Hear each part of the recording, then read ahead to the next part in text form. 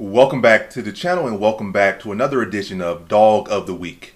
And in this edition of Dog of the Week, I'll be doing UFC Fight Night, Strickland versus Hernandez. And yeah, let's get into it. Who is the Dog of the Week? So there's a lot of good dogs this week. I think like 5 dogs, but 6, potentially, maybe 7, but probably not.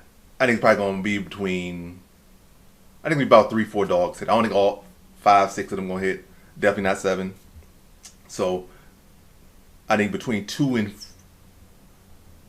4. I think between 2 and 4 dogs are going to bite this card. So but the thing is, with a lot of these dogs, it's like they're more so pick 'em. So I might say, oh, this guy's the dog of the week, and they're like plus 105 right now. And then by the time the card starts, now it's not even an underdog no more. Like they're might be dead even, or might shift to a small favorite, maybe might shift to a big favorite. So there's a lot of good dogs on the card, and there's a few that I like that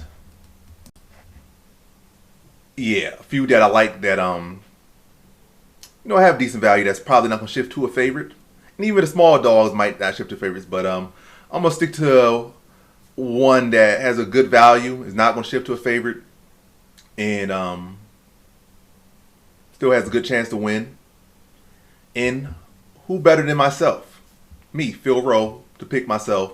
And if I don't believe in Phil Rowe, who's going to believe in Phil Rowe? So if Phil Rowe don't believe in Phil Rowe, who's going to believe in Phil Rowe?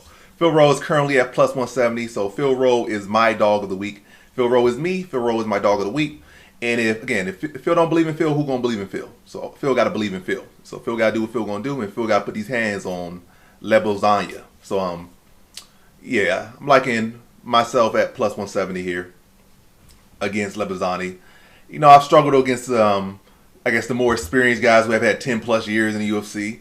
But it was all competitive. Magny fight was split decision. Really, they could have gave it to me. Jake Matthew fight was competitive. Close enough. I clearly lost that one, but hey, in my head, I feel I won.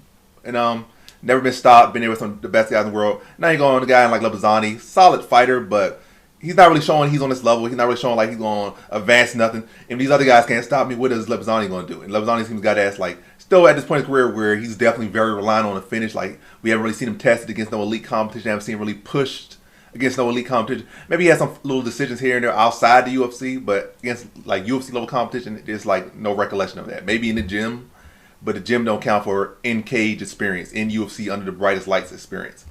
And we have seen me beat guys that we've seen Phil Rowe beat guys that like Kazi or Ryan Kazi or Coase, or wasn't the other Cozy. By the way, one of the Cozy brothers, who they came a little bit of steam behind them. Like, they both won their Contender Series fight and whatever, with the first brothers to win contracts on Contender Series. And they had they could strike. They had power. They could finish people on the feet. They had submission skills. So they were the full package. But then before you get to the UFC level, outside the UFC, they were the full package. You can say the same about Lebozanya. He seemed like a full package, but outside the UFC level. This is going to be his test to see if he can do it on the UFC level. And he's going with a guy that, again, has been in the UFC in Phil Rowe for years now, probably 5, 6 years now, and never been finished. And again, has been there with some killers, been there with some hard hitters, and never been finished. Been in some solid grapplers who have submitted plenty of other people, like UFC level and below UFC level. Have submitted people tall, short, long, fat, have submitted, and BJJ backgrounds or not. And he's been in there, he has not been submitted.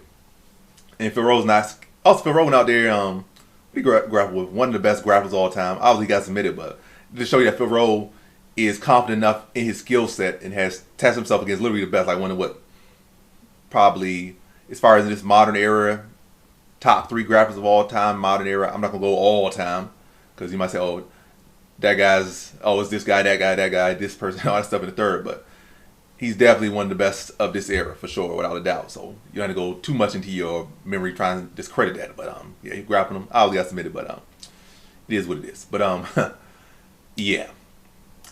But mainly this one, Phil Rowe is the longer fighter. I think he got 4 or 5 inches of reach. Of height. And then he might got 7 inches of reach over him. Got way more UFC experience. Phil Rowe can strike. He can grapple. He definitely has experience going around, so he's definitely experienced going around, facing adversity. He has shown the ability to rally.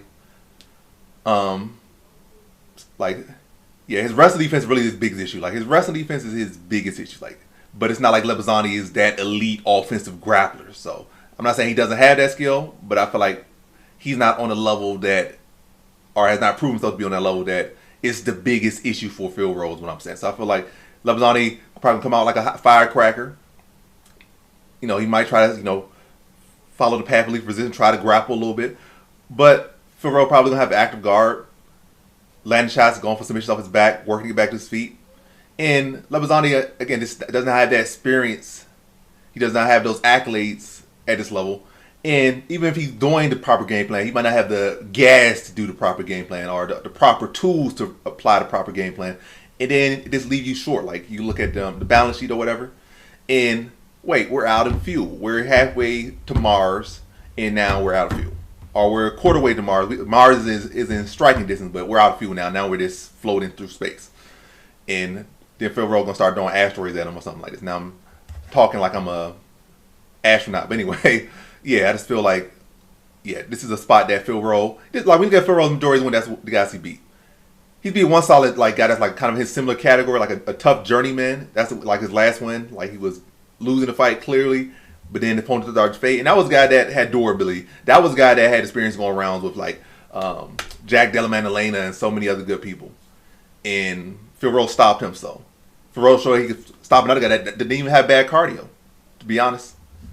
But it's like Phil Rose giving himself the opportunity because he's tough, he's durable, he's skilled and experienced. So very likely he can go that full 15 minutes and find those opportunities, or at least the ability to go those rounds, stay in there, stay in the fight, and find those opportunities. And that's because the tough, durable guy that's been there with some of the heavier hitters in recent years in the UFC and was never even close to getting stopped by anybody else. And Phil Rose put him out in the third. So I don't think Lebazani's that tough at all, from what I'm saying. And I think Phil Rose should be able to extend him, find those opportunities, and get him out of there. So Phil Rose at plus 170 is underdog in a spot that, he thrives in. Like, he loses to veterans, like real veterans. Probably veterans that at one point were ranked even at that. Like, it might be one guy like Gabe Green in there, but the rest of them guys have been at least ranked like top 15 at one point in their career, or at least top 20 at some point in their career, or beat a guy that was ranked top 15 at some point in their career.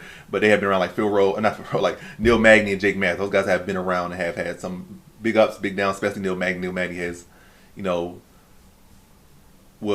had some hot streaks in his career, had some long winning streaks in his career. So beat with some former champions in his career, like former Bellator champion, former welterweight champion Robbie Lawler, etc. So I think he also beat Johnny Henderson. So he beat multiple world champions, Neil Magny. So it's not.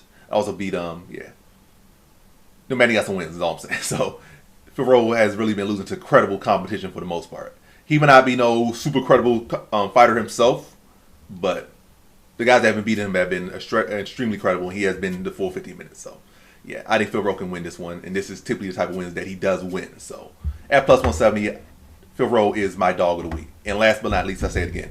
If Phil don't believe in Phil, who going to believe in Phil? So, Phil believes in Phil, so you should believe in Phil too.